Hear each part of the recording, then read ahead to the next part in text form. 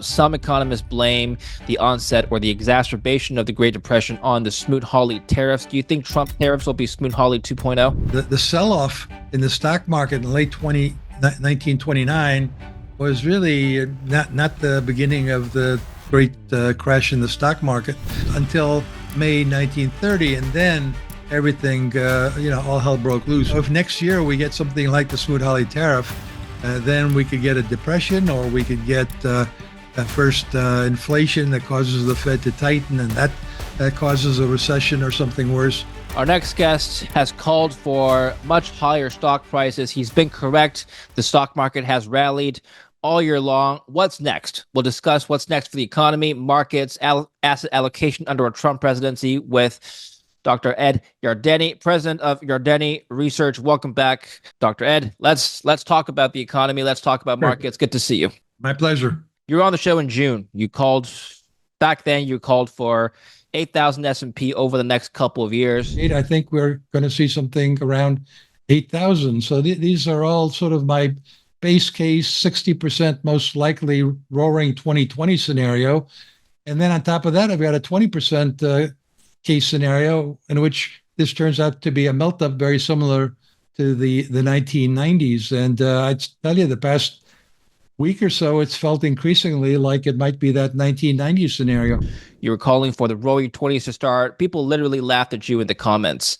We got 6,000 S&P not too long ago. It doesn't look too crazy now. It's only about a 33%, 34% increase. Correct. Current levels to 8,000. Are you sticking with that thesis? No, I'm actually more bullish, because I think under Trump 2.0, we're seeing we're revisiting animal spirits. Remember, that was what happened in Trump 1.0 when he got elected. The stock market took off on the same reasons that it's taking off now, and that is the tax rate for corporations is going to be cut from 21% to 15%. There's going to be a lot of deregulation, and that's what the stock market's embracing right now. This is not going to be straight up from here, because on the other hand, we've got tariffs, which could be inflationary, could actually be deflationary if it's too much in that regard. And of course, there's an unknown here about the deficit, though I think Trump has bought us some time by bringing in Vivek and Elon to run DOGE, the Department of Government Efficiency. If they're successful in cutting back some spending and at least taming the growth rate of spending, that could be a big deal. Tax cuts back in 2017, how effective were they in propping up the stock markets? I know it took some time for the bills to pass, but generally, tax cuts, how bullish would that make the markets? Well, the tax cut goes straight into earnings, because what it does is it increases the profit margin. So back, I think it was finally got around to cutting the tax rate in 2018, the profit margin had a nice big move to the upside, reflecting better earnings. So it discounted it pretty quickly. I think we've actually discounted some of that already in the market. Maybe we'll give some of it back after the initial knee-jerk reaction that this is going to be mostly bullish, because I think there clearly are going to be some concerns along the way here. But basically, it's a big positive for earnings, and I think in this case it could increase the profit margin by at least half a point, if not 3/4 of a point. The last one increased the profit margin by a full point. And then there's the unknown of the known unknown about how much will deregulation cut costs, and then how much will deregulation unleash animal spirits. Animal spirits is what John Maynard Keynes described as spontaneous optimism. And we certainly had that in the days following the announcement that Trump had a clean sweep following the November 5th election. Let's assume that the government efficiency program works, the commission works. Let's assume that Trump's administration spends a little bit less. Let's even assume that deficits narrow a little bit. Yep. Does a decreasing deficit mean worse or better performance for markets? Because presumably markets like spending, do they not? Well, they do and they don't.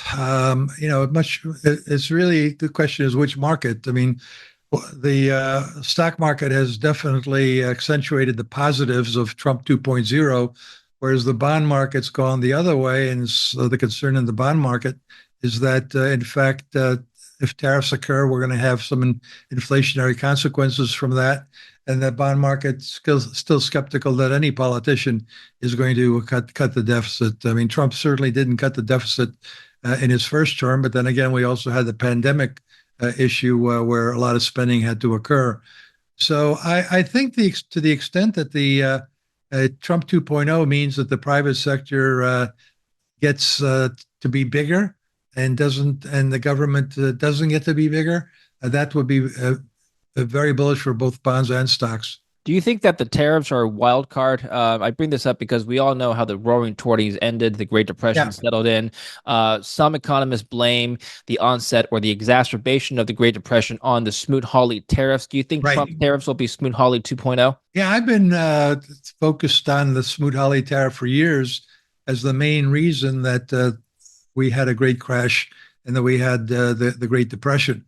The Smoot-Hawley tariff was passed in June of 1930. So the sell-off in the stock market in late 1929 was really not the beginning of the great crash in the stock market, because it kind of rebounded and regained about 50% of what it lost until May 1930. And then everything, all hell broke loose because commodity prices collapsed along with world trade. Farmers reneged on their loans. The banks went under. So it was, if Trump's tariffs become something like the Smoot-Hawley tariff, then I will have been completely right about the roaring 2020s, but half right. In other words, I think the first half of the decade really, I think I could take some credit that it is kind of the roaring 2020s. Stock market all-time record high, real GDP at an all-time record high, economy doing well. So, if next year we get something like the Smoot-Hawley tariff, then we could get a depression, or we could get first inflation that causes the Fed to tighten, and that causes a recession or something worse. But I think, Donald Trump is known as a deal maker. He likes to negotiate. He likes to be a bully and get his way if he can. And now he's back running the largest economy in the world with the largest military, and he doesn't have much in his way for implementing his policies the way he did in the first term. So my thinking is that he may very well increase taxes by 10% across the board, and that'll have a one-shot pop in the inflation rate, and then it'll settle down. But he's not going to get a lot of money from that. That's not going to raise a lot of money. It's not enough to cover what he wants to do. And a 60% tariff on Chinese goods isn't going to do it either, but it could start a trade war between China and the United States, or the Chinese could recognize, as they I'm sure do, that the U.S. is an extremely important economy to them, and they've got to negotiate a deal. Yeah, well, you said it could trigger a Great Depression. Why didn't it trigger a Great Depression in the last Trump presidency? I know there was a pandemic in 2020, but that's not as a result of the tariffs. Well, the Smoot-Hawley tariff shut off world trade. I mean, there was immediate retaliation everywhere, and and it was an onerous tariff, so it had an immediate slam the brakes on the global economy. That did not happen in Trump 2.1. There was a slowdown in the global economy, which brought inflation down, which brought interest rates down, but it certainly didn't even cause a recession in the U.S. Maybe we didn't give it enough time, because before anything could happen resulting from the tariffs, Trump's first term was over, and at the end of his term, he had to deal with the pandemic and stimulate like mad. Do you think the politicians back then, looking back in hindsight, regretted passing that act? I think from what I understand, that the initial intention was to protect American farmers. Yes. They say the road to hell is paved with good intentions, but then they caused a depression which benefited nobody. Yeah, then everybody kind of slapped on the tariffs to protect their own interests. Yeah, I mean, I think they did regret it, because I'm not quite sure exactly when, probably in the early 30s, Congress passed legislation that gave most of the power of negotiating trade deals to the executive branch. They just didn't want to touch it again because Yeah. they screwed it up so badly. And sure enough, Cordial Hall, who was the Secretary of State of President Franklin Roosevelt in 1934, negotiated a number of tariff cuts with other countries, and the global economy started to improve after that. So we're still kind of in the situation where a lot of the power on trade is in the hands of the president. Um, and I think they're going to use that power to try to negotiate better deals. Trump in the first term renegotiated NAFTA with Mexico and Canada, and that deal that seemed to improve things. But now I think he's going to upset that whole relationship again because he's rightly upset about the fact that the Chinese, anticipating more friction with the United States directly, Yeah. are building production in Mexico and intend to bring a lot of goods through the back door here. Do you think the U.S. tech sector is at risk from trade wars? Presumably, if let's say trade wars escalate between the U.S. and China, China is going to maybe put restrictions on importing U.S. technology. They have their own tech sector now that's booming. Yeah. So I heard. Well, we don't really know the extent to which they still very much depend on American technology. You would think that by now, after the first term of the President Trump, that they had to anticipate that things aren't going to necessarily get much better, even under Biden or looking out into the future.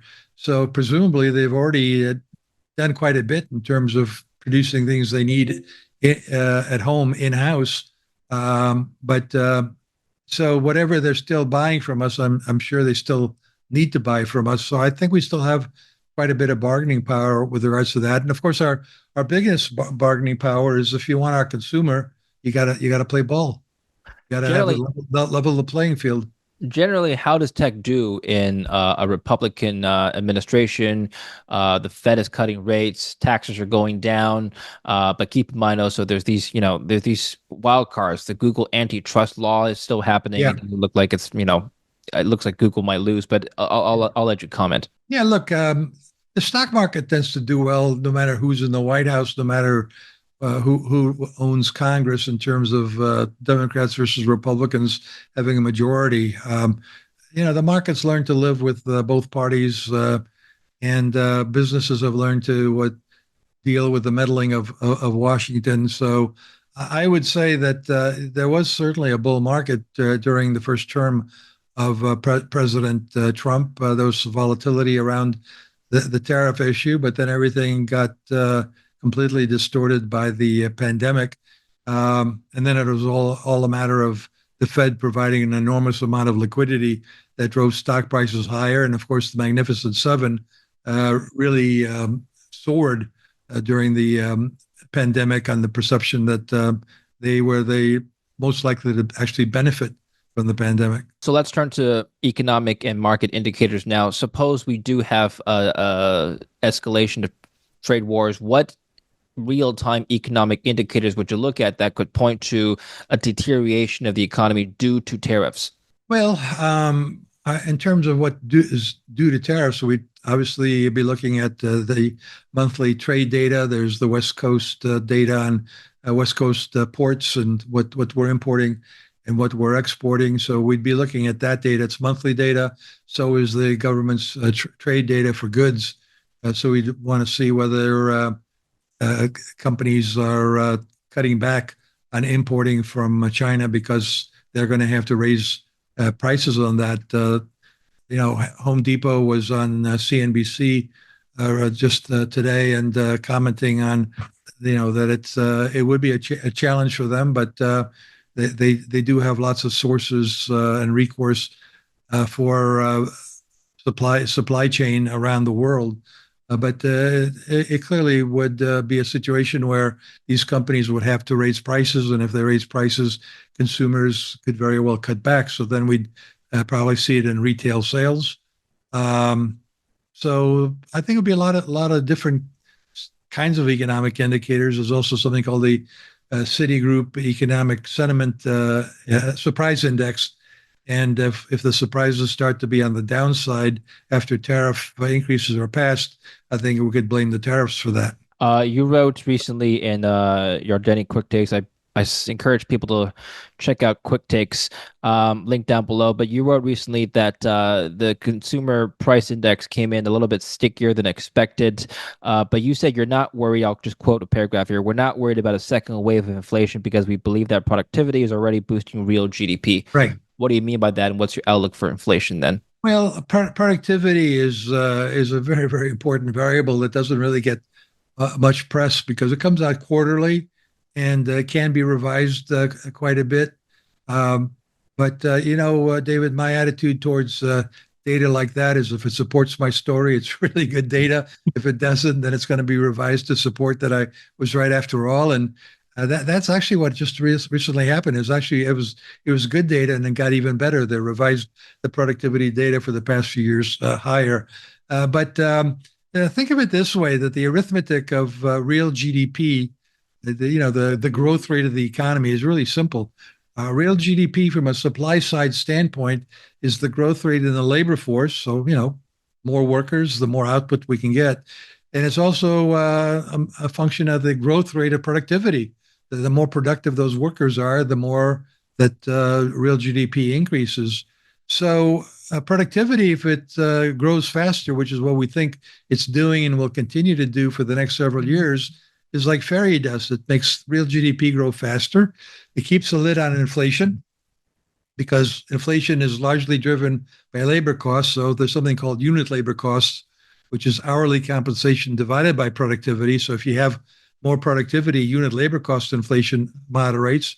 It actually allows wages to rise faster than prices. It's something that people who studied economics might recall from their microeconomics that in a competitive marketplace, people actually do get paid their productivity. And so there's plenty of evidence that if productivity improves, wages will rise faster than prices, which is actually what's been happening over the past year and a half. The pandemic stopped that for a very short period of time, but wages are rising faster than prices. And then it's great for profit margins, along with Trump's tax cuts. So it's a win-win situation. Now, with regards to the CPI being sticky, the services economy is where we're seeing inflation stay somewhat higher Yes. than the Fed should feel comfortable with, and that means that the Fed's probably going to have to isn't going to lower interest rates as much as people anticipated. Well, okay, so what's a reasonable expectation for you for the Fed funds rate by, I guess, middle of next year, let's say? I mean, I've been thinking that the economy demonstrates that we are at the so-called neutral interest rates. The neutral interest rate that Fed officials and others describe as that nirvana federal funds rate at which the where employment is we're at full employment and inflation is close to 2%. Well, that's where we are. The unemployment rate's around 4%. The inflation rate's getting pretty close to 2%. So I'm not sure that we really need interest rates the Fed funds rate to fall much from here. And by the way, the bond market seems to agree with me because ever since the Fed started to cut the Fed funds rate back in September 18th, Yeah. it cut it it cut it by 75 basis points over that same period. The bond yield has gone up 75 basis points, and the dollar has been strong. So the markets are, I think, saying that the economy is doing fine, inflation is low, we don't need rate cuts. Yeah, there's a 41% chance that rate cuts there will be no rate cuts, rather, that the Fed fund rate will stay the same by December. So no rate cut by December, 41% chance that we'll see how this moves. I like to pull up some charts from Yardeni Research. This one is a Sure. PMI. Now, the non-manufacturing and manufacturing PMIs have been diverging for quite a while, but this divergence is getting greater. What's going on? Why is the non-manufacturing PMI going up while the manufacturing side is going down? Well, a lot of people thought that we'd fall into recession over the past 3 years, and it kind of made sense. I mean, the Fed funds rate went from 0 to 5.25% over 2 years. How could that not cause a recession?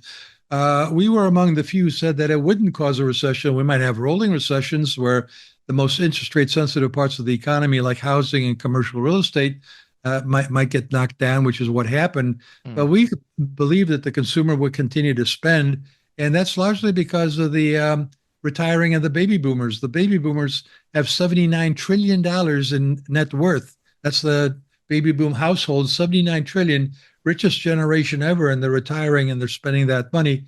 and they're spending a lot of it on services like healthcare, like entertainment, like traveling, like going out to restaurants. And so the services economy is still doing very well. The manufacturing economy, let's not forget, there was a big buying binge for goods following the lockdowns in 2020 and 2021. And so people bought a lot of sofas and appliances and things like that back then. And so we still kind of have no growth in the industrial sector. But the services economy is much bigger now than manufacturing. And as a result, the economy is continuing to grow, even though the goods sector is still lackluster at best. So, is it fair to say that the economy will be propped up and will continue to grow as long as people have the money to spend on services? Well, I'll point out again, 79 trillion, not billion, 79 trillion dollars is what baby boom households have and they're retiring. So they got the money and they'll be Mm. spending it. As a matter of fact, I got this bizarre idea that the savings rate could actually turn negative. I mean, it kind of makes sense if they're retiring, they're not working anymore, they're not getting a paycheck, they're not saving out of that paycheck. Maybe some of them will be fortunate enough to be able to save out of interest income and dividend income, but for the most part, they're going to be starting to cut into their assets. The Interesting. good news for them is that the stock market is keeps going up and keeps making them wealthier. Yes. Let's take a look at the savings rate. You brought that up. Very good point. It has been declining. So you're saying that a declining savings rate could actually mean more economic growth because it's not Correct. because people are not don't have money, if they're spending their money. Correct. Correct. Yeah. So Okay. I never bought into the excess savings ID. Um, I thought didn't make much sense, but some smart people were promoting it. Jamie Dimon Yeah. in 2022 said that by 2023 we would be running out of excess savings piled up during the pandemic, and here we are with consumers continue to spend at a rapid pace. We just had a weak retail sales number, but then the retail sales numbers the month before was revised sharply higher. So the consumers are still spending, and they do have the wherewithal. And I think the savings rate could turn negative, and that would not be a sign of stress and distress. It would quite the opposite. It would be a sign that the consumers are spending money that was intended to be spent during their retirement. And How do by the you, way, some of the yeah, baby boomers, I think, are also supporting their kids either by providing down payments for mortgages, maybe paying off some credit that's right. cards, paying off student loans, things like that.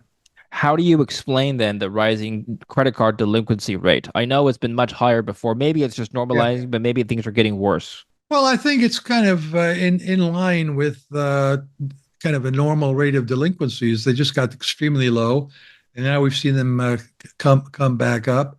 Delinquency rates have never been a sign, a useful signal of a recession. It's if something causes a recession, then obviously delinquencies go up and the stress on the consumer increases. But I think you've got a very complicated consumers. There's no one consumer. You can't generalize about the consumer per se. I would say lower income consumers tend to be younger consumers, and many of them could very well be stretched and starting to go delinquent. Maybe their parents told them they're not going to pay their credit card bill anymore because there's been a lot of that going on. Mm. But it's when you do what we do for a living and forecast the outlook, you put things on the positive side and on the negative side, then you decide what you want to accentuate. And I certainly see the same thing you're seeing here with the delinquency rate going up, but it's kind of more like normalizing than it's a sign that things are going to be terrible. Well, let's talk. Well, maybe. Yeah, it depends on your narrative. That's a very good point. Yeah, People pick and choose the data to support the narrative. But let's take a look at some surveys from the NFIB and yeah, CEO surveys. Let's take a look at CEO economic outlook. Where I'm going with is the labor market. People talk about, are layoffs going to increase? Is the unemployment rate going to go up? Well, let's take a look at how CEOs and business managers are feeling. So you got CEO economic outlook trending down, but capital spending going up. Generally, how would you assess the economic outlook by managers and CEOs? Will they be in a position where are they thinking about slowing down, laying people off, so on and so forth? sorry about that. It's like I've been doing a lot of talking today, so I got a little bit of a cough. Oh, that's okay. Hope you get But better. Yeah, no, it's not. It's just talk. It's just being too much of a talking head sometimes. But look, I don't. This chart doesn't talk to me. It doesn't tell me that we're about to have a recession. It doesn't tell me that the economic growth is going to be weaker. Yeah, This tends to be kind of more of a coincident indicators. Sometimes the CEOs don't know anything any more than the rest of us do. sure. Look at some of these previous. I mean, nobody knew about the recession of the lockdowns, but look at 2008, 2009. Everything was kind of hunky dory on the economic outlook until it wasn't, and it was well into the gray shade before they said, "Oh my God, things are falling apart." You know what's interesting? I'm just looking at this. The sentiment really dropped during 2022, and as you know, there was a big bear market in 2022. Yeah, But why didn't sentiment increase proportionally to the bull market that we saw subsequently? like I said, this is just one of many indicators, and Yeah. I don't fall in love with any of these indicators. I try to look at all of them, and quite Mhm. honestly, when I look at this thing, I can't say let's move on and look at something else that might be more meaningful. I mean, the Citigroup Which is economic. a better indicator, NFIB or CEO survey for business sentiment, I, usually? Again, I don't have a favorite. I look at all of Okay. them and try to get a kind of do weight of the evidence kind of analysis. And the weight of the evidence, today, for example, suggests that manufacturing is okay, Yeah. kind of flatlining, and consumers didn't spend as much as I expected last month, but the month before was revised sharply higher, Yeah. which means that maybe the data for the latest month is going to be revised significantly higher. But I just don't see a recession out there. And I think quite the opposite. I think the economy is going to be rocking and rolling going into next year. Even Fed Chair Jerome Powell has said that he's been surprised by the strength of the economy, and that was in the context of lowering expectations on how many rate cuts there are going to be. Yeah. So Citigroup Surprise Index does agree with you. What has been happening the last couple of months? Mm-hmm. Yeah, well, that's again, that's a real good short-term indicator of the surprises relative to expectations. And I use this primarily for forecasting the short-term trend of the bond market. Again, it's an interesting indicator. It kind of tells us where the surprises are, but when the surprises are all to the downside, I was telling everybody, you know what? The next set of surprises are going to be to the upside because Mm. if you look at that chart, that's kind of what it does. People kind of get depressed about the economy, and then they start lowering their expectations, and then the economy surprises them to the upside. Does Uh, this indicator point to you higher bond yields, especially on the long end? it has been. It has been. Yeah. We've been arguing since kind of early, since August of last year, of this year, August of this year. We wrote a piece called get ready to short bonds, Mm. and it was a little bit too early because the right time was actually September 16th. The bond yield got down to 3.65%, and now we're at 4.4%. And you can see that coincided with the CESI going from negative to positive. So it was useful in that respect. Like I like initial unemployment claims. I mean, initial unemployment claims basically tell you layoffs. When the economy's not doing well, companies start to lay off workers. Um, continuing claims tell you that people who have been laid off are staying in that pool longer because they're finding it hard to find jobs. So I look at those as key indicators of the labor market, especially since they're available weekly. So they're really good in that respect. Well, let's finally close off on your asset allocation then. So, first of all, into 2025, your bullish stocks, are you bullish bonds then? And bullish stocks, I'm kind of neutral on bonds. I think Mhm. bonds, that's one of my views has been that the bond yield should be between 4 and 5%. We're back to normal. Maybe 4.5% plus minus 25 basis points, but I don't think we're going back to 2 to 3. I don't think we're going back to 3 to 4. So I think you'll earn the coupon. You're not going to make you're not going to make much money on the capital side and capital gains. Stocks, I think, recently we raised our outlook for the end of this year to 6,100, next year 7,000, and the year after that 8,000. I'm getting old, so I got to keep the numbers round so I can remember them. But those are actually very consistent with an improvement in our earnings outlook based on a lower corporate tax rate, the deregulation, Yeah. and continuing strength in the U.S. economy. Well, like I said, 7,000 is about, well, I'm just doing the math here, about 19% higher than today's level. The Yeah, S&P is already up 24% this year, so it's not outside the realm of possibility. Okay, well, you've been correct all year. Congratulations. Finally, thank you. let's leave off with an sector that you like in particular. The any Well, particular, okay. yeah, I'm kind of lazy. If it's been working, kind of stay with it unless I see something radically changing. We've been since the beginning of the bull market. We've been bullish since late October, early November 2022. So we got that right, and we've been recommending overweighting technology plus communication services. Kind of view that as one sector. By the way, it accounts for 40% of the S&P 500 now. So it's hard not to if you're underweight that sector, it's obviously been a great performer, and I think it continues to be a great performer. And then industrials has worked for us. Financials have worked. The one clunker is energy, and I guess we'd kind of cut that one out. It's too tiny. It's very tiny, anyways. But the idea was to own it as a shock absorber against geopolitical risk, and we've had lots of geopolitical risk, but the consequences we feared of higher oil prices, that hasn't occurred at all. Excellent. Thank you very much, Dr. Yardeni. Where can we follow your work? You go to YardeniQuickTakes.com, and you can have a look there to see what we do, and hopefully you find that of interest. Yeah, we'll put the link down below. Very interesting research.